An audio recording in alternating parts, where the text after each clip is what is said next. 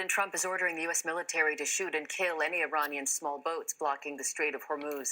In a social media post, the president said the military is intensifying its mine-clearing efforts in the waterway. Earlier today, the U.S. Navy intercepted another oil tanker in the Indian Ocean. The U.S. and Iran are each accusing the other of acts of piracy on the high seas. While President Trump maintains that the U.S. Navy has total control over the Strait of Hormuz, he has authorized troops to use lethal force against any vessels attempting to mine international waters. We do have the ability to seize the straits. We do have the ability, as the president indicated, to wipe out the fast boats. But again, that's going to take time, and it's going to take a concerted effort by all of our forces that are there. President Trump says there is no time pressure on the ceasefire and no rush on ending the war. A new poll shows 37% of voters approve of the president's handling of Iran. A dangerous eye-for-an-eye battle in the waters off Iran. Iranian Revolutionary Guard gunboats attacking 3 cargo ships near the Strait of Hormuz, seizing 2 of them. Iran claims the vessels didn't have proper permission, part of Iran's efforts to tighten its stranglehold on the strait and respond to the seizure of 2 ships by the U.S. Navy in the Gulf near the strait and farther afield recently. Iran claims the U.S. blockade, which is hurting Tehran's economy, breaks the current ceasefire. A chief negotiator posting, "A complete ceasefire only makes sense if it is not violated by the maritime blockade and the hostage-taking of the world's economy." Iran is making its own maritime mischief, but says it won't talk until the Navy blockade is halted. As Washington complains of conflicting messages coming from a fractured Iranian regime. They're a theocratic government. They're led by the supreme leader. You've got the IRGC out there, which is actually distributed because of the Mosaic defensive plan out there. We really don't know who's in charge. Iran's leadership, too, is complaining about shifting messages from the White House, posting in part, "World sees your endless hypocritical rhetoric and contradiction between claims and action."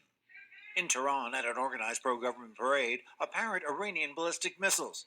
Experts say Iran retains thousands of missiles in case Iran and the U.S. go kinetic again. And in Lebanon, Hezbollah and Israel trade fire. It was their ceasefire that eased peace efforts in Iran. There are fears the truce won't be extended. Finally, in London, military leaders met to plan how to reopen and defend the Strait of Hormuz once hostilities are over, as the Allies wait in the wings again.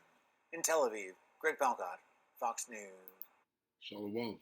Call halal Yahweh Shemi on Shabbat Shem Confidential of all and should be other apostles and other bishops, great mills, don't even the elders that came before them. Taught us the truth. Shalom and salutations, all the brothers out pushing the word.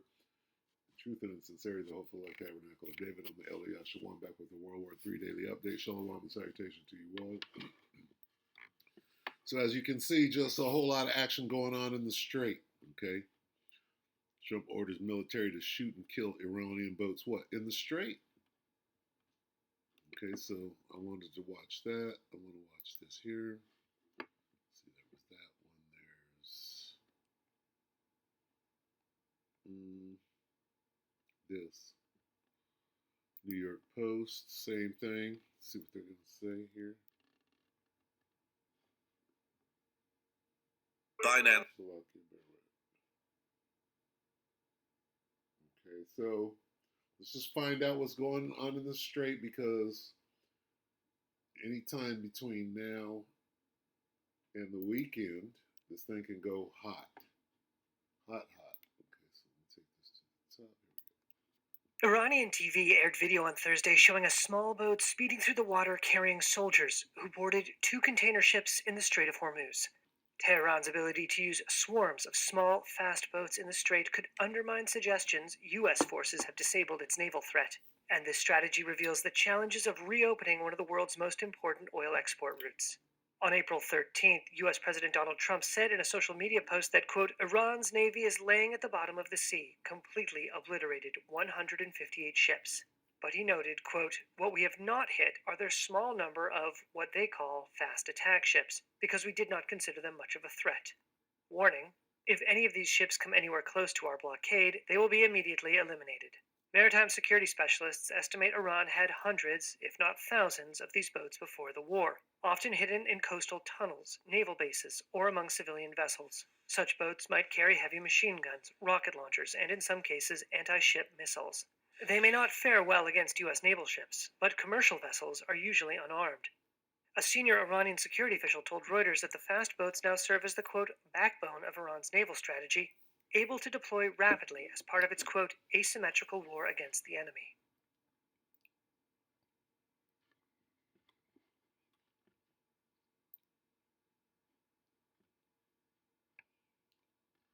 More here, or what do we do? I think that's it. So, yeah, Iran boat swarm seizures raised doubt over Strait security claims. So, it's a new day in the Strait, and that's the bone of contention for everybody, right? Really, if you can't get your traffic, and you know what I'm talking about, human traffic going through the Strait, there's something wrong. You fucking up the traffics. So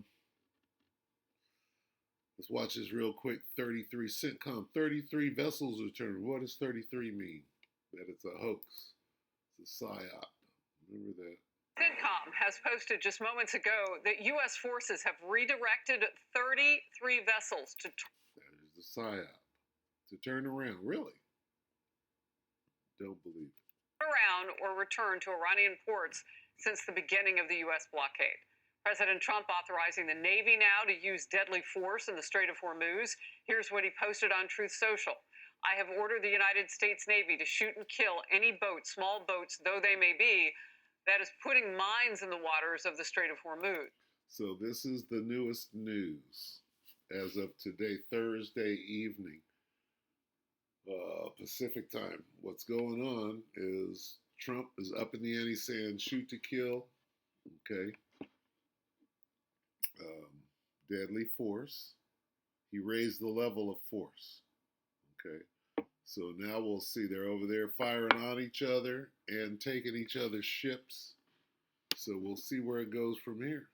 All right, one step at a time, apparently. In the past hour, we've learned of a third Iranian vessel being boarded. You have the video. Let's roll it again for our viewers. DOW with the caption, overnight U.S. forces carried out a maritime interdiction and right of visit boarding of the sanctioned stateless vessel motor tanker Majestic transporting oil from Iran in the Indian Ocean within the Indo-PACOM area of responsibility. We will continue global maritime enforcement to disrupt illicit networks and interdict vessels providing material support to Iran wherever they operate. International waters cannot be used as a shield by sanctioned actors. The Department of War will continue to deny illicit actors and their vessels freedom of maneuver in the maritime domain. Got to remember this. Anything you hear coming out of Trump's mouth could be a lie. All right? That's the first thing you got to consider. Anything that this guy says could be a lie. And then if it's not, then it was a deception at best. And for those keeping score at home, guys, U.S. forces have directed 31 vessels to turn around or return to port as part of this U.S. blockade against Iran. And here's Caroline Levitt on the latest negotiations with Iran yesterday with Martha. We're waiting to hear back from the Iranian regime. The fact that they cannot send a unified message yet, which is why the president decided to extend the ceasefire, just shows how effective Operation Epic Fury truly was, because there's a lot of internal division over there. The president understands that, and so we await their response. Well, the president, the cards are in his hands. The United States maintains control over the situation. He has all of the leverage. Right now, there are no plans for Vice President J.D. Vance to return to Islamabad to negotiate with Iran, a country that is larger and has more people than Iraq and Afghanistan combined. In the past hour, we've learned... So, no negotiations. So they're just over there. Basically, they're biding time until they launch the major attack. That's what I believe is going on. Why? Because 2 Corinthians 2:11, lest Satan should get an advantage of us, for we're not ignorant of his devices. They're waiting to attack. How do we know? They would attack if they had negotiations. They'd attack right afterwards. So since there ain't no negotiations, what are we waiting for? The attack. All right, because that's the way they've been doing things. negotiate, attack afterwards. So the negotiations mean nothing. Iran said, we're not even going. So they said, okay, well, we'll just wait for the attack then.